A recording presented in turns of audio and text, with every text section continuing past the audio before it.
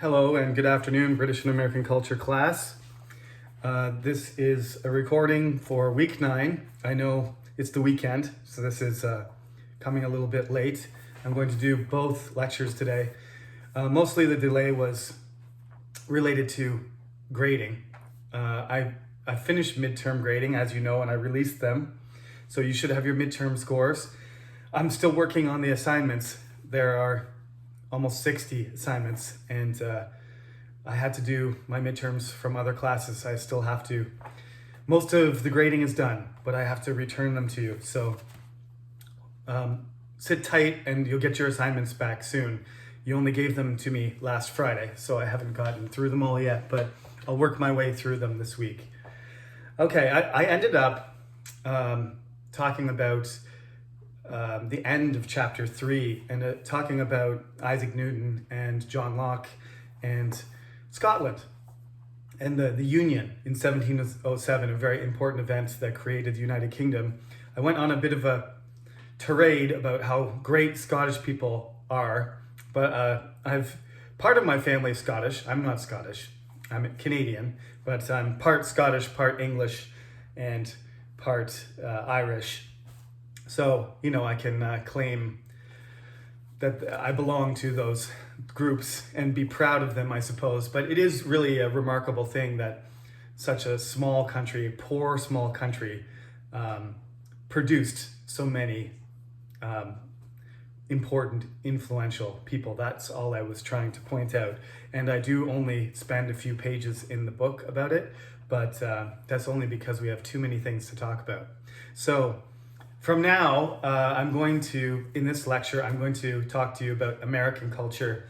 Just to introduce, it's kind of, the class is kind of divided in half, because the American stuff doesn't happen until now.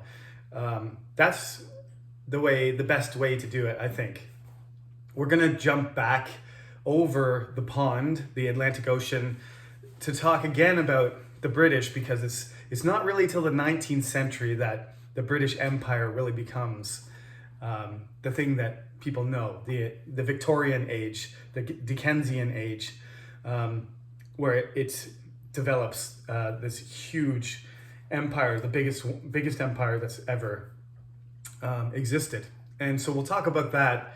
We'll have to talk about early America first, and then jump back over to Britain for 1 week, and then come back.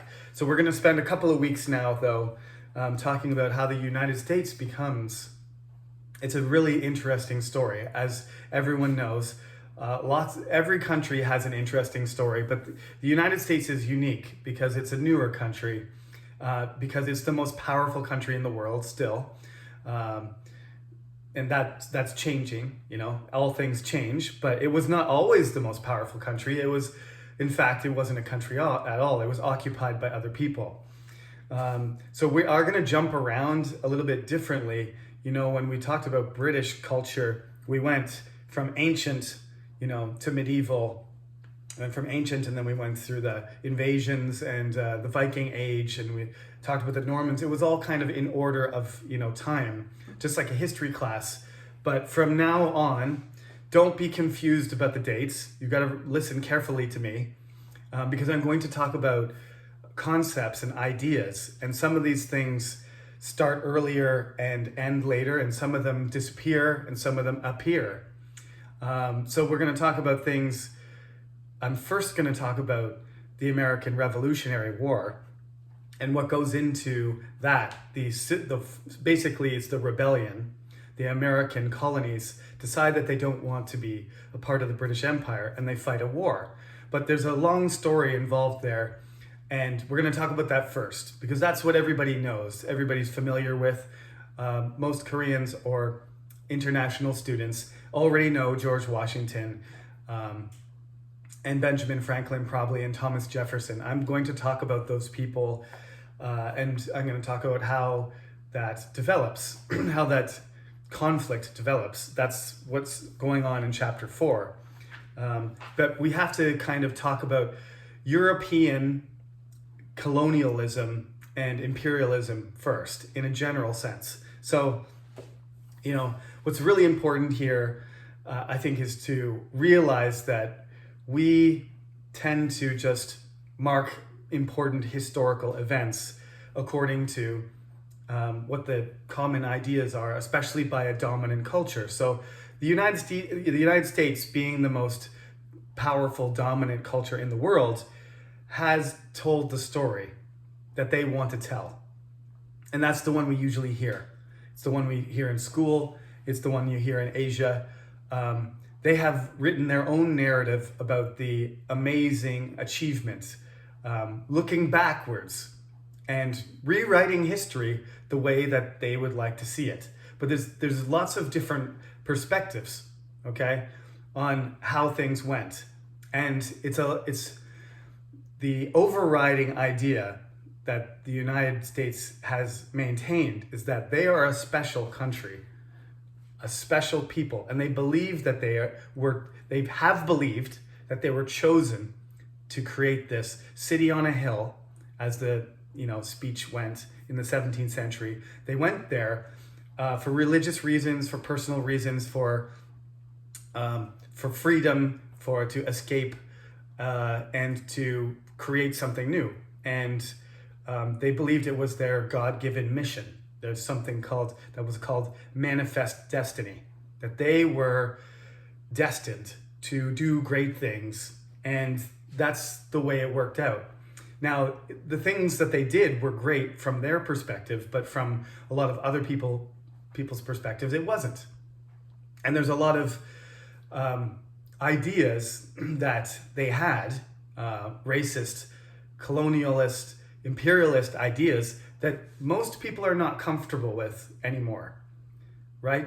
So things have been left out of the story, and things have been cleaned up somewhat. So it makes it look like all these people, especially the ones in the Revolutionary War, were heroes, right?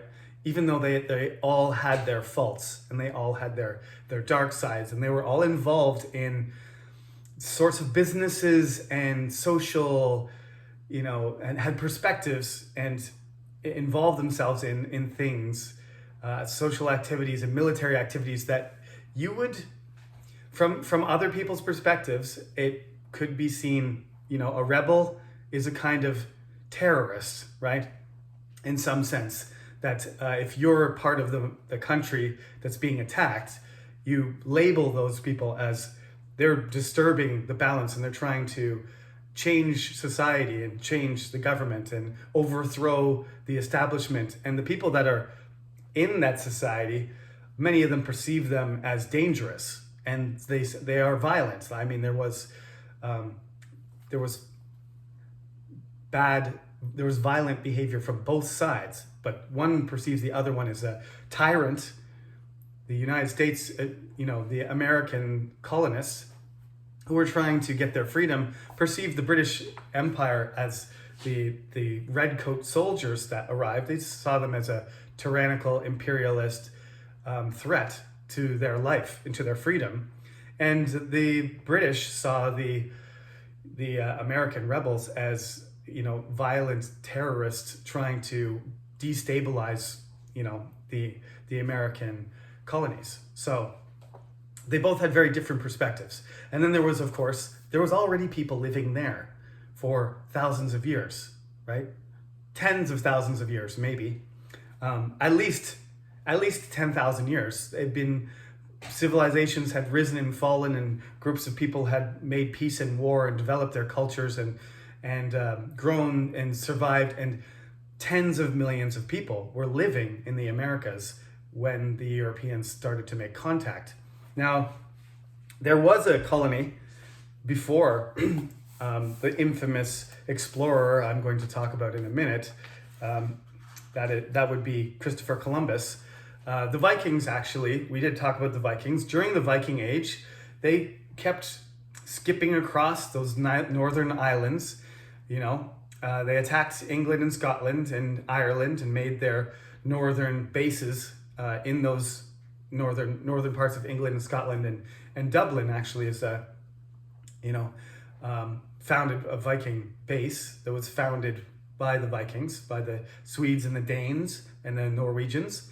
And they came across, and they kept going across. They got to the Shetlands and the Orkneys and the Orkney and the Shetlands, and they made it to the Faroe Islands, and then they made it to Iceland, and then they made it to Greenland, and then they finally made it to Newfoundland, which is Canada. And when they made it to Canada, they made a base there too. So the Vikings actually had been to North America before, hundreds of years before Christopher Columbus had been there. But their colony failed for a variety of reasons.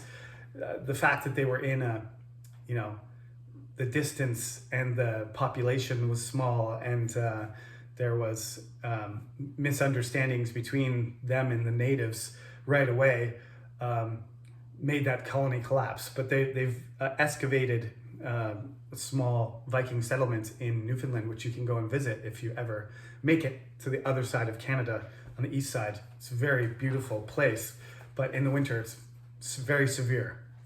So it's not easy to survive there. Obviously the Vikings were okay with cold. They lived in frozen countries, northern countries that are near the Arctic, but not being connected to their home countries except by thousands of kilometers of water was a big problem. So that colony failed, and Greenland actually collapsed when there was colder weather, as I already told you. In the 14th century, the long summer was over and the climate got colder, and they lost contact with the colony in Greenland, and it disappeared. When the Swedish came back in the 17th century to see what was going on, there was no trace. They had been killed, they starved, they were eaten, they mixed with the local people, but no sign of the Greenland colony was there, so they had to reestablish it. Okay, so anyway, the Vikings lose contact with America, so contact has to be reinitiated by somebody, and this somebody, it turns out to be Christopher Columbus. He was born in Genoa. At the time, Italy wasn't a country the way you think of it now. It was a bunch of city-states, the most powerful of which were Venice and Genoa, the ones that they're still Naples, or you would call it Napoli, or Milano. These are all Italian states. They're all part of Italy now, but they were all kind of under their own, local administrations. It was a patchwork of city-states in the medieval period and into the Renaissance. So he was born in Genoa, and he was obviously he was ambitious, and he wanted to become an entrepreneur, and he wanted to explore. So he tried to pitch this idea that he would sail around the world the other way to get to India and China. Now, unlike what people claim now, nobody thought the world was flat. Copernicus and Galileo had already established, generally people were aware that the world was round, okay? Now, there was a lot more flat earthers back then. There's some people right now who believe in flat earth theory, it's a great fantasy story if it existed in another universe and you read a book about it and there was some kind of magical world that was a disc. Fine. But in the real world, that's not how things operate. That's why Isaac Newton's so important, because he was able to unify all these ideas of spheres and speed and space and attraction, forces of attraction. And he did it with one neat equation. That's why part of his genius. That's what makes him so special, just like Einstein coming up with the theory of relativity in the 20th century. So Isaac Newton was far in the future still when Christopher Columbus was young, but he didn't come up with the idea of, the world is round, and he had to convince kings and queens that no, he wouldn't sail his ship off the edge of the world if he went that way. That was never the case. All educated, intelligent people were aware that the world was round. So that's the first thing you have to be aware of. I was always taught that he was had to convince people that the world was round. No, he was trying to convince people that it wasn't too far. And the kings and queens were right. if there was no North America or South America there, and nobody knew there was, well, actually, maybe some people knew. There's a possibility that some fishermen from the North Atlantic, from northern France and England in particular, were already fishing near Newfoundland. So they were aware that there was something there. But the fishermen weren't, there wasn't really contact between large groups of people. The fishermen were just fishing off the Grand Banks near Newfoundland, possibly.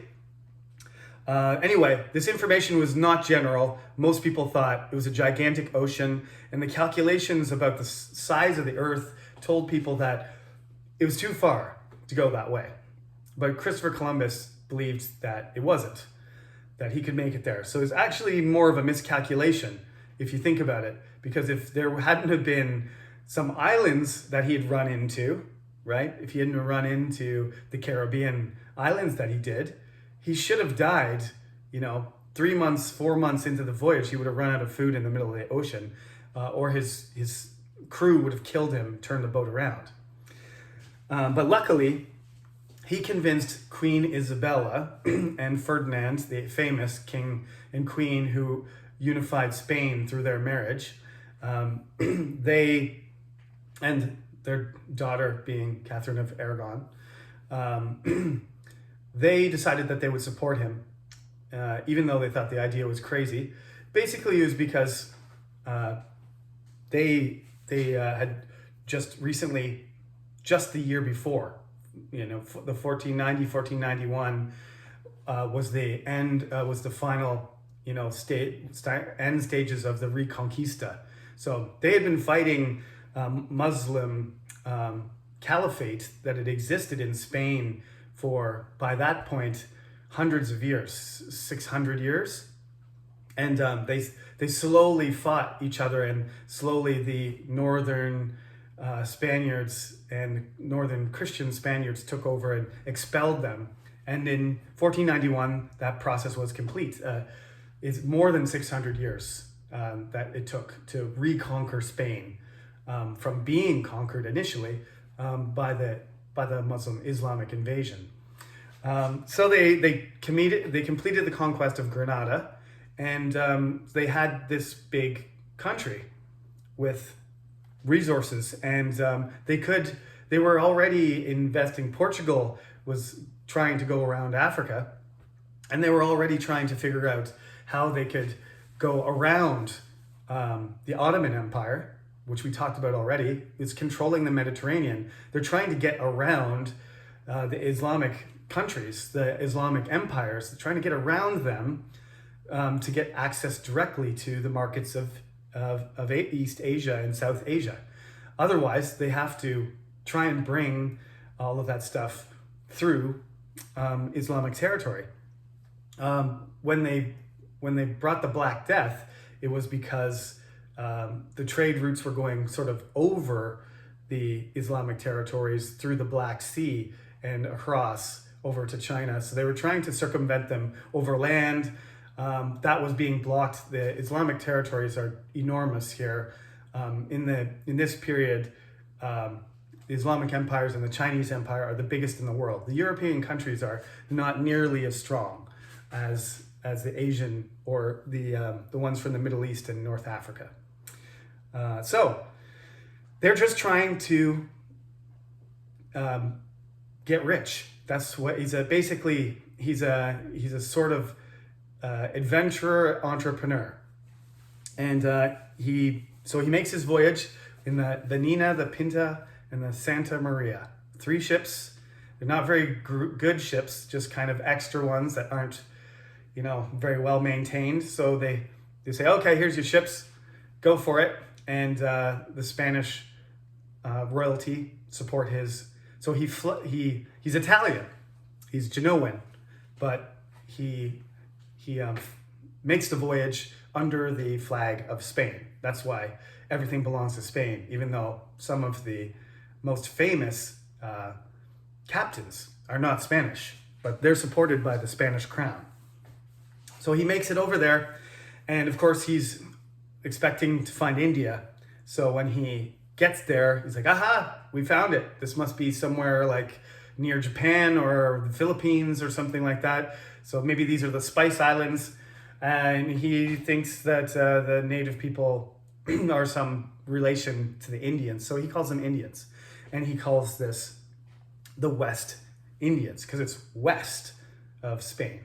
And we still sometimes call them the West Indies. So that name stuck. It never went away.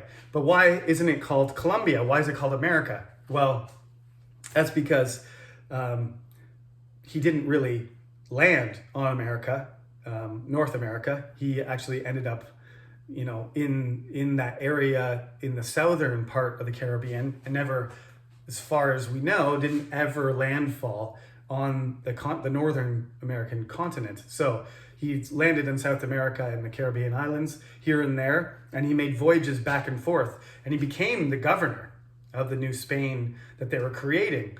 But there wasn't any maps of the North or anything, and it hadn't been published, and he didn't get credit outside his status as a special emissary, businessman and governor under the crown.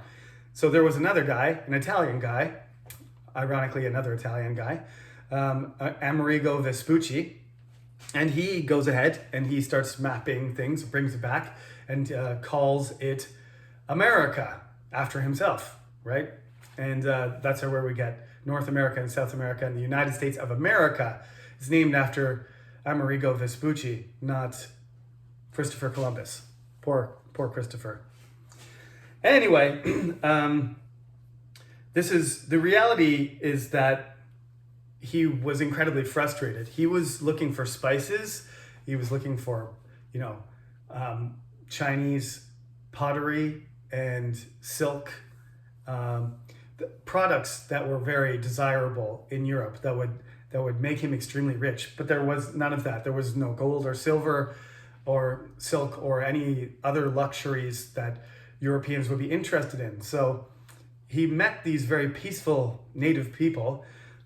They were a member of the Arawak tribe, a tribe among the larger group called the Arawak.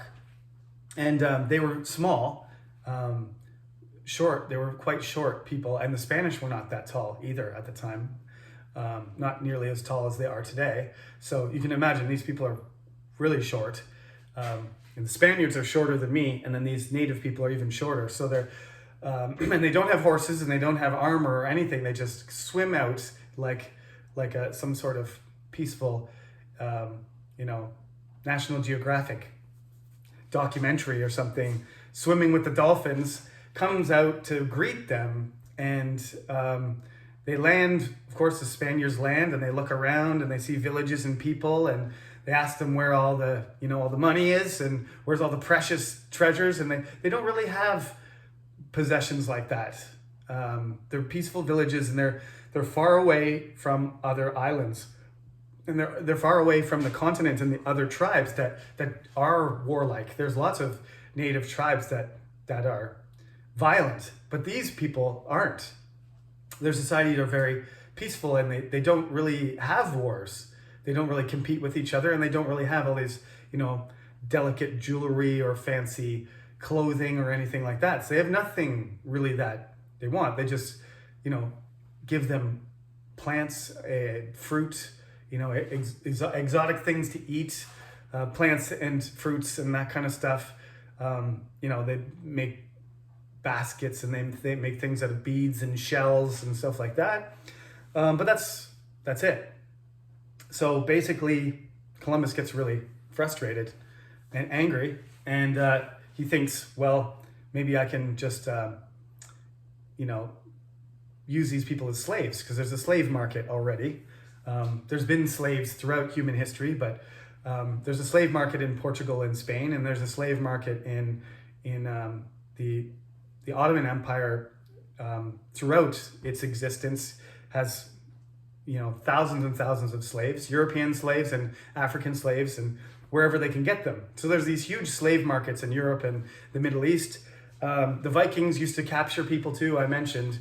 That's one of the things they did. They used to come in, appear out of nowhere, and kill some people, steal some stuff, and then kidnap people and bring them, to sell in, southern Russia and Constantinople, down near where the Ottomans would develop, right, in Byzantium, down near Greece. So he knows that he can probably get some value out of selling people. So he kidnaps a whole bunch of these, basically innocent native people, brings them back, but they get sick from all the diseases that they haven't been exposed to, and so most of them die. And the ones that survive are small and not as strong, and they can't handle huge, dirty cities with horses and angry people competing and the noise and everything. They just can't handle it mentally either. So even he brings a whole bunch of them over, but they all die. They all die in one way or another. They can't work. They're useless as slaves. So there's a whole lot of violence that ensues, and basically he abuses them and kills them and hunts them down and threatens them, and eventually through disease and abuse and kidnapping and murder, attacking, because they can't really fight against guns and horses and steel, they get completely wiped out. It's an example of what we call genocide. All of them are dead. There's none of them left. Zero. So that's how it starts. And in the history books, they don't mention that, because when Italian immigrants were coming in the 19th century in huge numbers, there was a lot of violence, and wars in Europe. It was endless. From the whole time I've been teaching you up until World War II, Europe, it was just always at war. There's different kingdoms and empires forming and reforming. If you look at a time lapse, maybe I should share this with you. You look at a time lapse, a 7-minute time lapse of Europe over 1,000 years. It's unbelievable how many different countries appear and disappear and where the borders move. It's not consistent at all. If you look at Korea, you can basically say, like, North Korea and South Korea, put them together, you got Chosun and Goryeo. And if you add, if you don't take the big northern part of the Three Kingdom part, if you shave it down, you've basically got Korea in the same shape for several thousand years, right? That's not what happens in Europe. Every 25 years, the whole map changes. They fight all the time. So the competition is intense, and this is really the one of the things that Americans were aware of when they decided to separate from the British Empire, that if they were entangled in the politics of Europe, that they would be compelled to fight all the time. So this is really not a very happy note to start on. The Italians in the 19th century start immigrating in huge numbers, and the Americans don't really want them there. Most of them are primarily English, but anyway, Northern European. There's Germans and there's Irish and there's Scottish. English originally didn't like the Irish, they didn't like the Germans, they didn't like anybody, but they've sort of accepted, the Irish and the Scottish and the Germans have kind of converted somewhat, and the Dutch, and there's a whole bunch of Northern Europeans that have started to make a kind of Northern European type American. So they're all kind of anglicized. And the Italians are different though. They're Catholic, and they're, from Southern Europe, and they have a different language and different traditions. It's a lot different. It's harder for them to assimilate them, and they don't like them. So there's a historian who writes the story about Columbus being the original discoverer of America, and writes all kinds of nice things about him. And that's when, which turned him into a celebrity.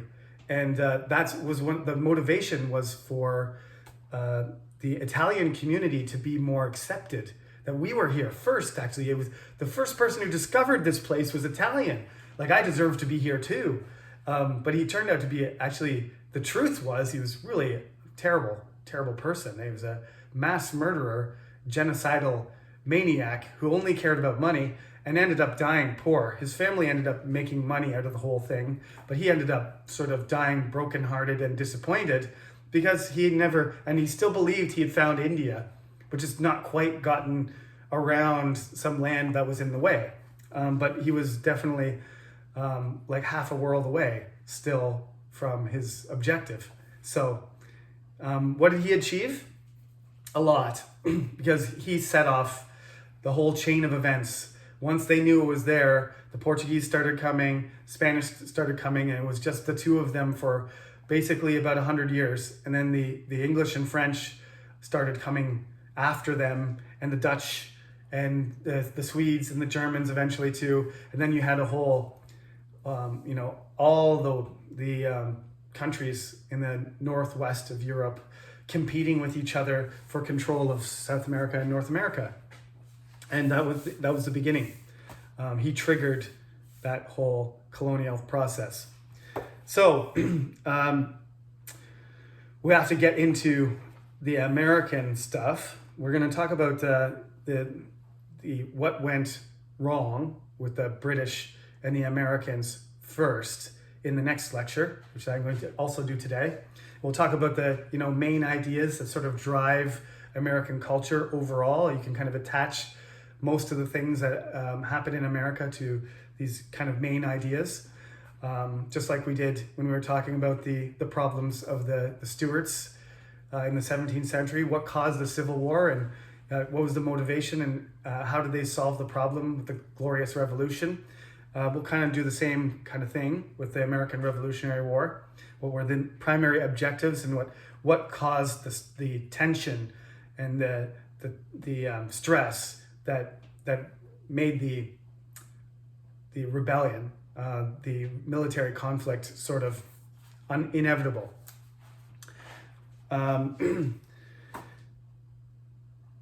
One more thing, I think, before I close this lecture for today. I think the true legacy of Columbus, and you can read this. This is just the first few pages of chapter 4, called the New Fork, a hard fork. Sorry, the hard fork, not the new fork. Hard fork means fork in the road, splitting. So these two cultures are going to split from each other. The next thing in the book is the 7 Years' War. So I'm going to talk about that because a lot of this also has to do with the continued rivalry between France and the United Kingdom, and then America will be kind of the strange offspring of these two empires trying to control the world. So we'll talk about that too. After we do that, we're going to have to jump back and forth in time. Like I said, I want to talk about the Native people in general and how their experience and what happened to them is related to the development of American culture, but we'll do that later.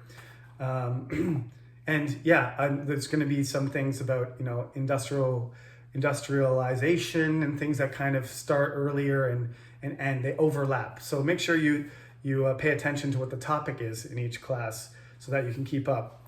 I'm going to put a YouTube video by a man named Matt Cook.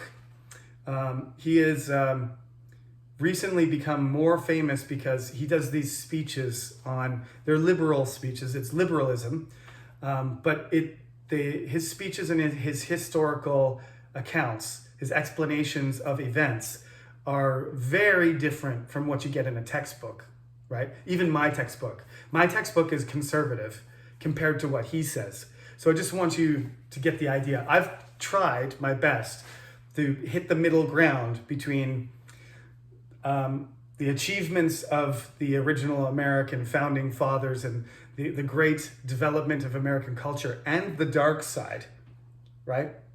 I'm trying to give you some balanced, exposure to the positive and the negative aspects of American culture and British culture too. There's nothing wrong with criticizing your own culture. I mean, I'm not British, but certainly my ancestors were, and all of the many of the people involved here are from my ethnic group and from my cultural background. So I feel like it's justified to criticize, but we do need to understand this is the way that culture works. They're going to elevate people and make heroes out of people, and people are going to do good things and bad things.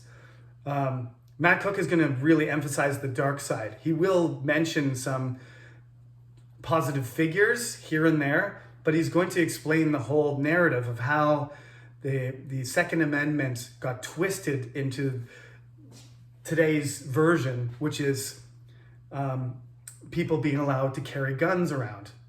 How did we get from the Second Amendment, which was really a suppression of, private people being able to carry weapons, right? The Second Amendment was designed to allow the government to raise soldiers and control other people with weapons. And eventually it got turned around completely. So now private citizens can walk around with guns, but that was never the original intent.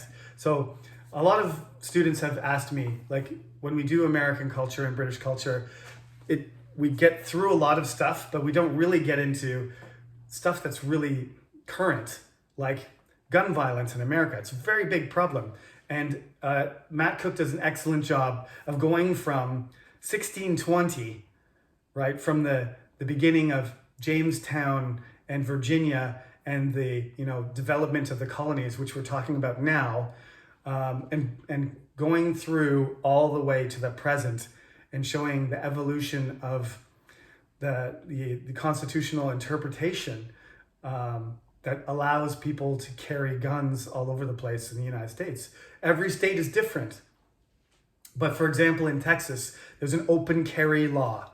So you're allowed to walk around as long as people can see your gun. You're allowed to walk around with a gun. And to people that live in Korea, that's shocking.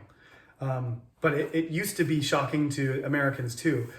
100 years ago, Americans were not walking around with guns. This is a more recent development, but it happened over time. So please watch the Matt Cook video too, because it'll show you information about what I'm talking about, what's in the book, and it'll connect it all the way to the present. So you can get some sense of, why I'm talking about this stuff. Why is it important? Why are we talking about the 17th century still? And the 18th century? This is why.